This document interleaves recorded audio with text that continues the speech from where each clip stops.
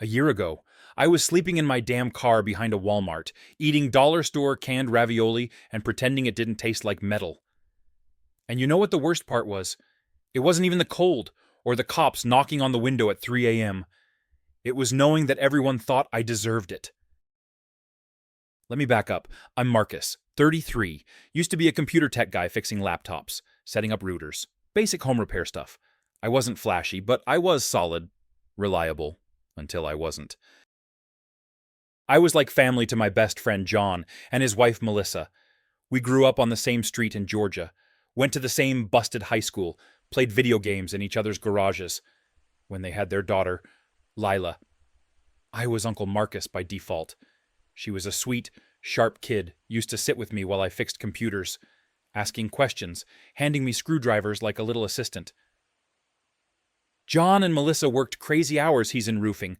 She's a nurse, so I helped watch Lila after school. It wasn't a job. It was just something you do for family. But if I'd known how fast family could flip on you, I wouldn't have stuck around past the first time Melissa side-eyed me when Lila hit puberty. But I brushed it off. We had history. They knew me. I wasn't that guy. Right. You trust someone your whole damn life, and then boom, they look at you like you're trash. Fast forward to last spring.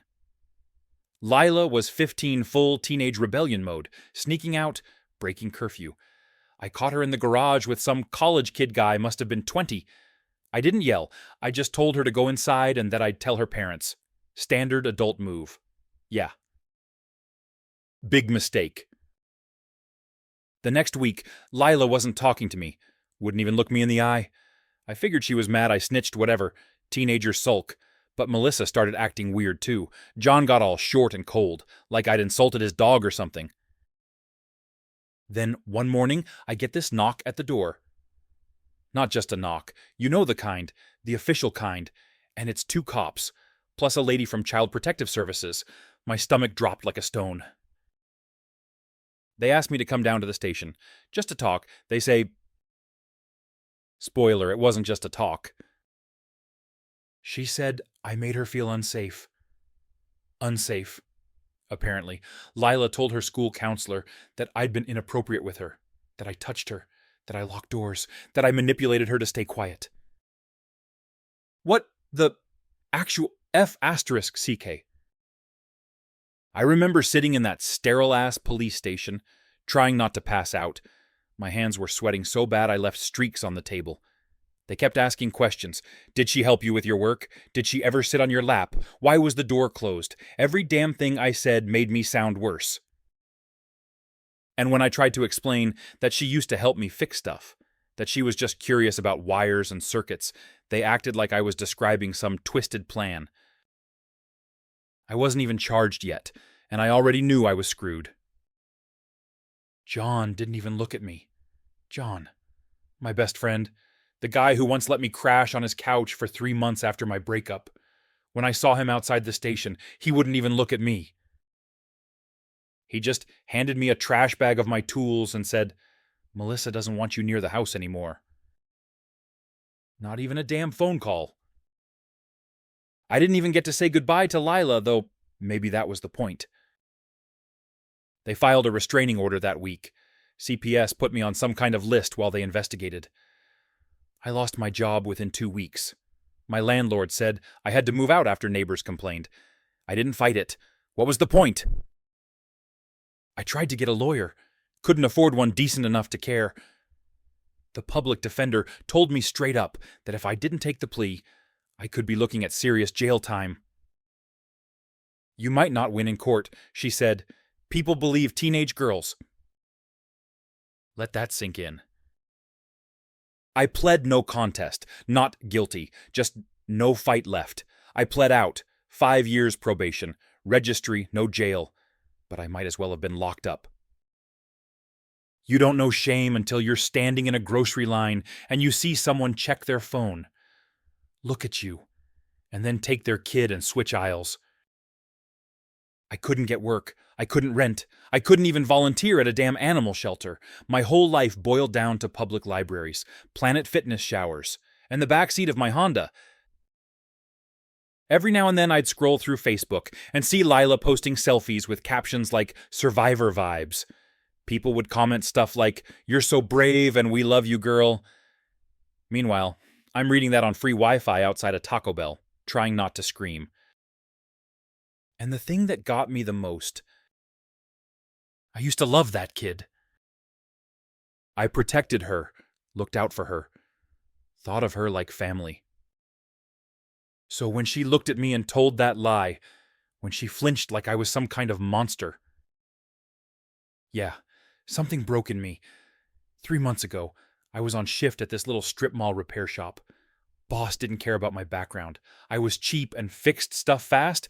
I mostly kept my head down. Never talked about my past. Not like anyone would believe me anyway. That day, around 10:42 a.m., I remember, because I was literally replacing a damn cracked tablet screen and listening to lo-fi beats a notification popped up on the shop computer. Email. No subject. No sender I recognized. Thought it was spam at first.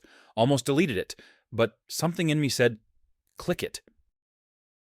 So I did. Inside was a short message. "My name's Frank. I'm a private investigator hired by someone who has questions about Lila. If this is Marcus Y, please read the attached files. This isn't a trap." I froze. Literally couldn't move for like a full minute. My stomach did that flip thing, like when you think you missed a step. And then I saw the name of the guy who hired him. Billy. Lila's husband. Didn't even know she got married. Figured she probably blocked me online just like everyone else did. The attachment was a PDF. Dozens of pages, screenshots, school reports, statements. Frank wasn't just some internet rando. This guy had receipts, and what I saw in those files cracked open a piece of me I'd buried so deep I forgot it was there. He had texts between Lila and her friends from the week she made the accusation. In one of them, she said, "If my dad finds out about me and Cam, I'm dead. I need to make something up so he forgets it." Cam, the college kid, the one I caught her sneaking around with. She literally planned it. Another message. Uncle M was being weird again. I'll just say he was creeping. They'll believe it. He's always alone anyway. My hands were shaking. I dropped the mouse. Had to lock myself in the shop's bathroom and just sit on the damn floor because the anger and nausea hit me like a train. She didn't just lie, she strategized. I wanted to throw something, scream, but instead I just sat there, staring at the cracked tile, breathing like a guy who's trying not to pass out at his own funeral. I had spent years thinking maybe it was a misunderstanding, that she panicked, or got scared, or maybe something happened I didn't remember right. But no, she played me like a damn chess piece. Frank had tracked all this down because Billy thought Lila was hiding something. She'd been acting erratic, drinking too much, disappearing for hours, saying things that didn't make sense. One night, she got blackout drunk and sobbed about how Marcus didn't deserve it. That's what triggered Billy to start digging. And boy, did he dig. Turns out, not only did Lila lie about me, but she also had a pattern. She'd falsely accused 2 other people of harassing her in high school when they threatened to expose her for cheating on tests or sneaking out. In both cases, the guys backed off because they didn't want drama. No one looked deeper. No one ever questions the Golden Girl. Billy was floored. He confronted her. She denied it at first, then broke down, cried, begged, and confessed off the record in a voicemail. Frank had the audio. She said, "I made it up. I didn't think it would go so far. I just didn't want my parents to know about Cam. And Marcus, he was just there. Easy to blame. He always looked out for me. He scared Cam off. I thought they'd just send him away for a while, not ruin his life." She paused, then added, "But when it got serious, I couldn't undo it. It felt too late." Too late. Those two words made my blood boil harder than the lie itself. I couldn't sleep that night. I kept thinking about all the job interviews I didn't get, the friends who ghosted me, the date I went on once where the girl found my name online and texted me, "You're sick." I remembered sleeping in my car in December, using my hoodie as a blanket, shivering so hard my teeth chipped. And she said it felt too late. The next day, Frank met me in person. We sat at this old diner on the edge of town. I showed up early, didn't touch the coffee. He walked in, trench coat, serious face, eyes like he'd seen too much truth in his life. Sat down, slid a manila folder across the table like we were in a movie. "Everything in here," he said, "is enough to blow this open." I didn't say anything. Just flipped through it, like legal records, time-stamped screenshots, a notarized affidavit from Billy, even some emails Melissa had sent to a school counselor, asking if Lila could get extra support right after the lie proof that the adults started building a story before facts were even on the table. Frank leaned in. "You want to file for post-conviction relief? This could clear your name." And I just sat there, not nodding, not crying, not reacting. Because what do you do when the truth finally shows up 10 years too late? After about 5 minutes, I finally said, "What does that even get me now?" Frank shrugged. "Freedom, dignity, maybe a clean slate." I stared out the window, saw a little girl chasing a balloon in the parking lot. Probably the same age Lila was when she used to hand me wire cutters while I soldered. I nodded. "Yeah, let's do it." He smiled. "Good, because Billy wants to talk to you." That hit like a punch.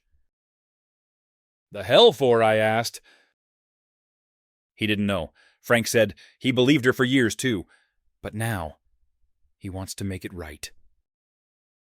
I didn't know what to say. The idea of talking to someone connected to her made me want to puke. But the next morning, I picked up the phone and dialed the number Frank gave me anyway. Guy answered like he didn't recognize the number. "Hello?"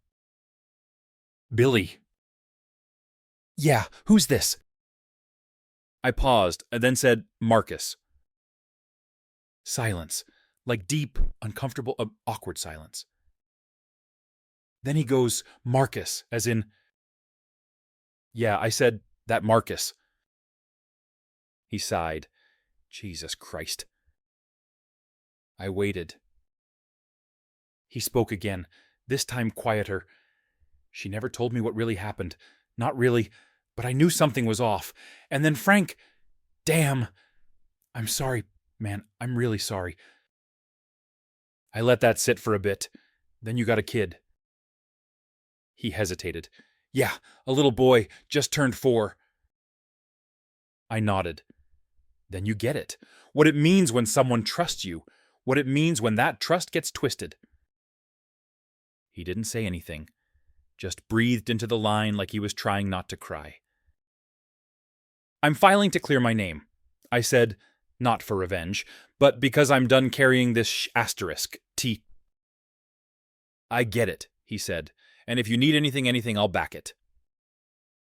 We didn't say goodbye, just hung up. And that was the moment I knew this thing, this lie, this weight on my chest. It wasn't going to define me anymore. But I wasn't done yet. Because clearing my name wasn't the final chapter. Making sure everyone who let this happen knew what they'd done, that was just getting started. The paperwork wasn't fast. Nothing in the system ever is. Especially not when you're trying to undo something it spent years pretending was true. My new lawyer real guy this time. Not some fresh grad drowning in public cases filed the motion for post-conviction relief with the new evidence Frank dug up. Lila's confession, the texts, the contradictions, the emails, it was all airtight. But airtight doesn't mean easy. We waited 6 weeks for a hearing date. During that time, I quit my job at the strip mall repair place. Not because I had something better lined up. I didn't want to be there anymore. I didn't want to explain anything to anyone. I didn't want to be the guy who smiled and nodded while they Googled my name under the desk. So I cashed out what little crypto I had left, borrowed a friend's busted camper, and parked it behind an abandoned auto shop where no one bothered me.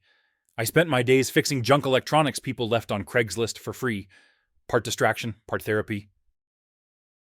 Then came the day of the hearing. I wore the only decent shirt I had left, ironed it using a pot of boiling water and a towel. My lawyer met me outside the courthouse and handed me a folder. "You ready?" she asked. "No," I said, "but we're doing it anyway." Inside, it wasn't dramatic. No camera crews, no sobbing confessions, just a tired judge, a file, and arguments that should have never had to be made in the first place. Lila didn't show. But Billy's affidavit was there. So was the confession. So were the digital records, the timeline errors, the school records that contradicted her statements from back then. And at the end of it all, my lawyer stood up and said, "There is not a shred of physical evidence tying Mr. Y to any crime. The original conviction was based solely on testimony that has now been recanted, under oath. He has lost a decade of freedom, employment, and reputation for a lie that the court now has the power to correct." The judge nodded slowly. It took him 11 minutes to rule. Conviction vacated. Registry removed. My name cleared. Just like that. Except it wasn't just like that. It was 10 years of hell compressed into a signature on a piece of paper. I should have felt something relief, joy, maybe even closure. Instead, I just sat there numb, staring at the seal on the page like it meant something more than survival. That night, I got home and opened my camper door to find an envelope sitting on the ground. No return address. Inside was a folded letter, written in neat, cold handwriting. I knew it before I read it. Melissa. Dear Marcus, we recently learned that Lila has come forward about what happened in the past. We now understand that her original statement was not accurate, and we deeply regret the role we played in what happened to you. We hope one day you can forgive us. Enclosed is a check we hope can help you start over. $50,000. Like my life had a price tag. I almost laughed. Almost. There was no apology, no admission, just vague corporate regret, like they'd spilled coffee on my reputation and sent a gift card to make up for it. I stared at that check for a long time. Then I folded the letter, walked outside, and burned it in a tin can behind the shop. The check, I ripped it in half and mailed it back to their address with one note. "This doesn't fix Shasterisk." 2 days later, my phone rang. It was a number I hadn't seen in 10 years.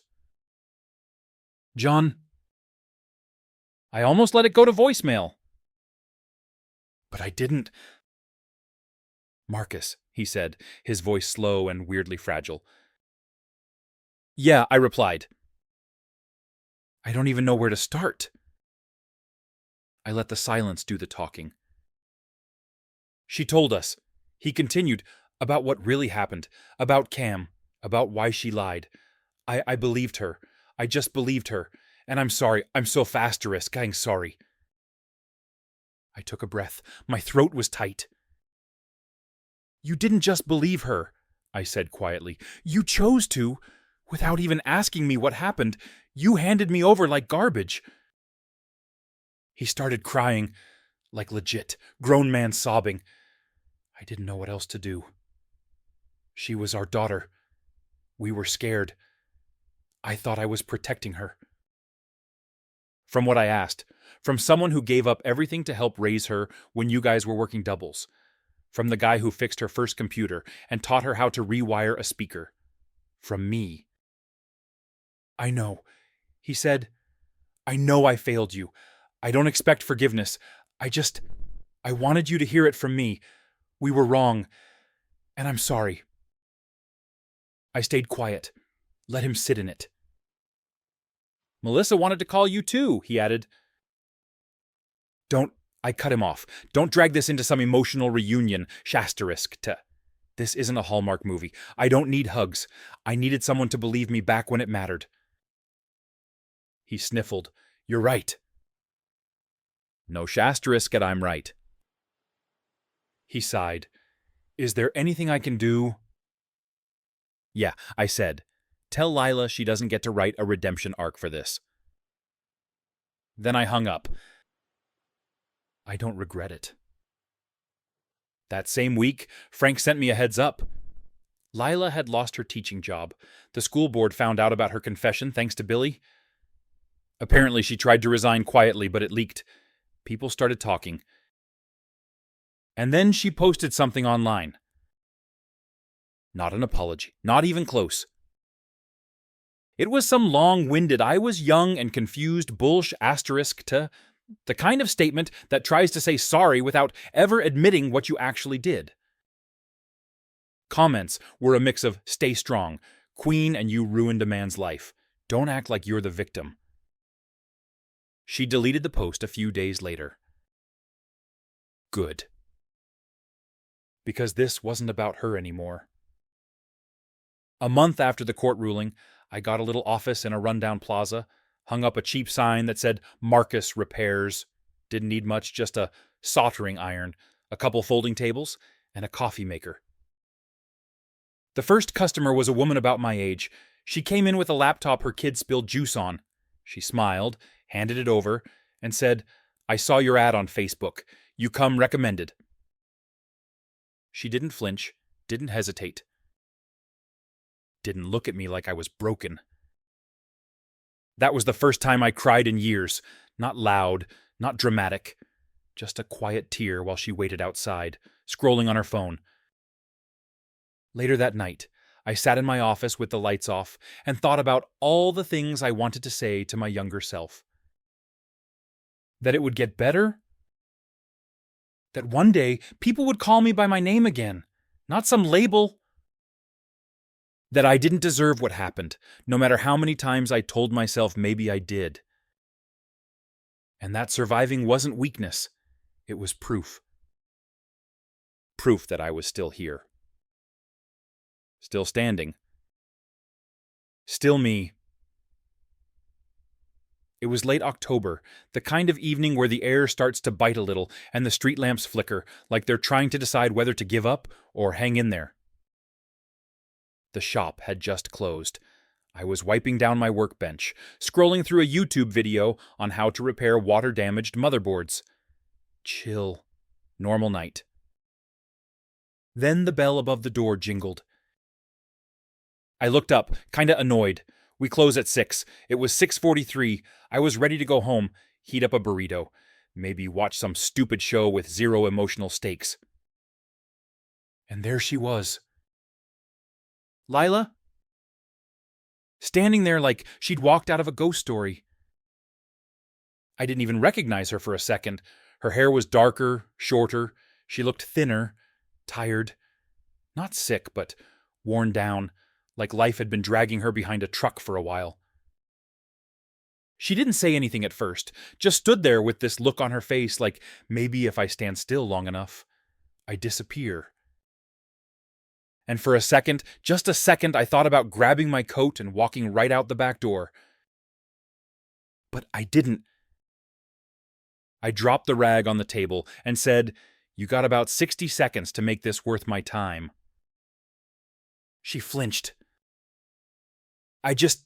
She started, voice shaky. I heard you were here. I didn't mean to. I wasn't planning to. Then don't, I cut her off. Don't plan. Don't explain. Don't cry. Just say what the hell you came to say and then leave. She stood there, clutching her purse like it was a damn life vest. Then she said, I wanted to say I'm sorry. I stared at her, silent. She kept going, fast, like if she didn't say it all at once, she'd fall apart. I was scared. About Cam, about Dad, about what people would think. And you were there, and I knew they'd believe me. I didn't mean for it to ruin everything. I thought they'd just send you away or something. I didn't think it would go that far.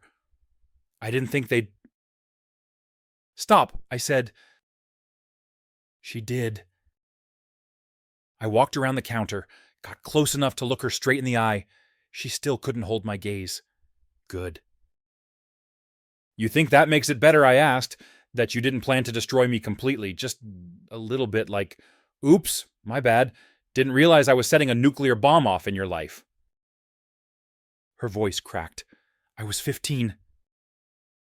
And I was 23, I snapped, barely scraping by, fixing old routers, eating microwave noodles, helping your parents because they couldn't get off their night shifts.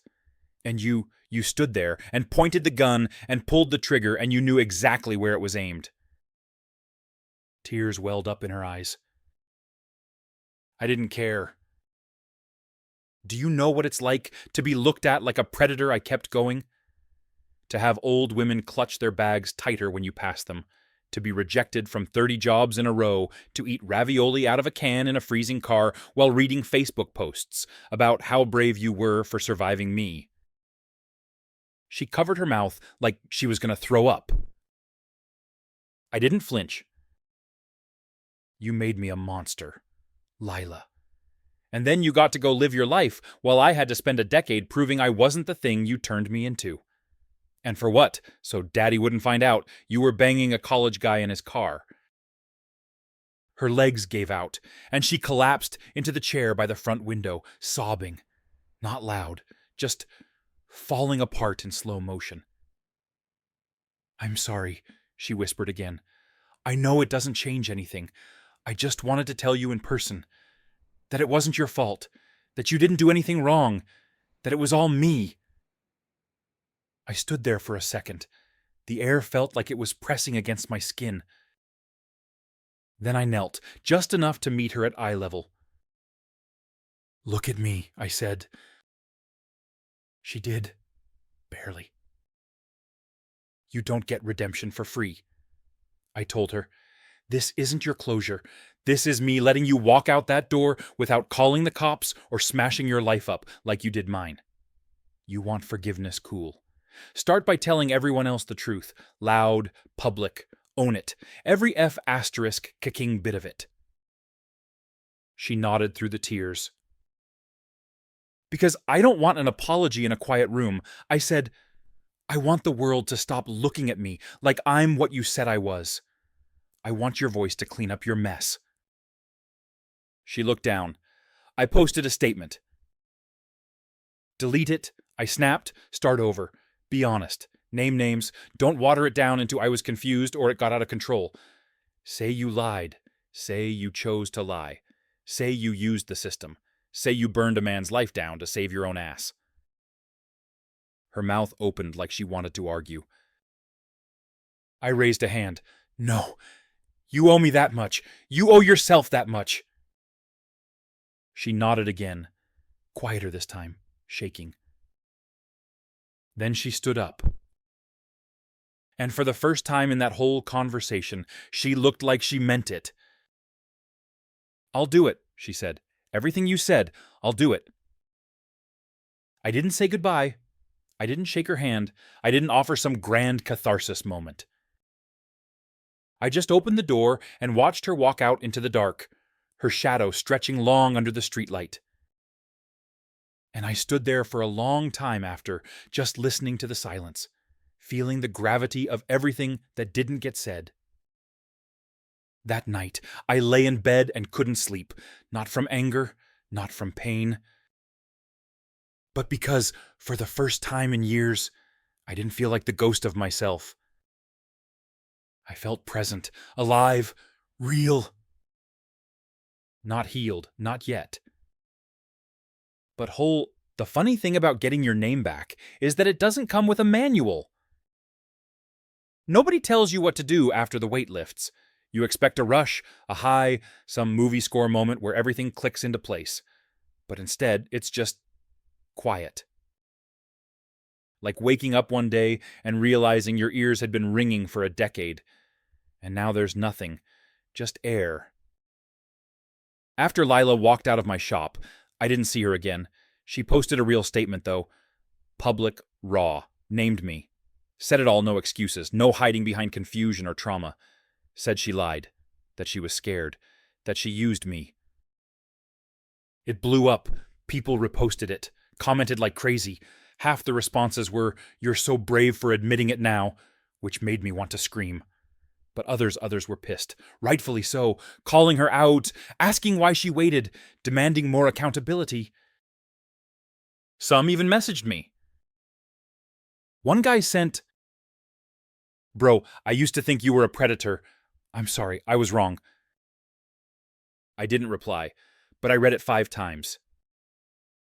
A week after the post went viral, a reporter reached out, said she wanted to do a piece on wrongful accusations, asked if I'd talk. "Nope," I replied. I'd told my story once. That was enough.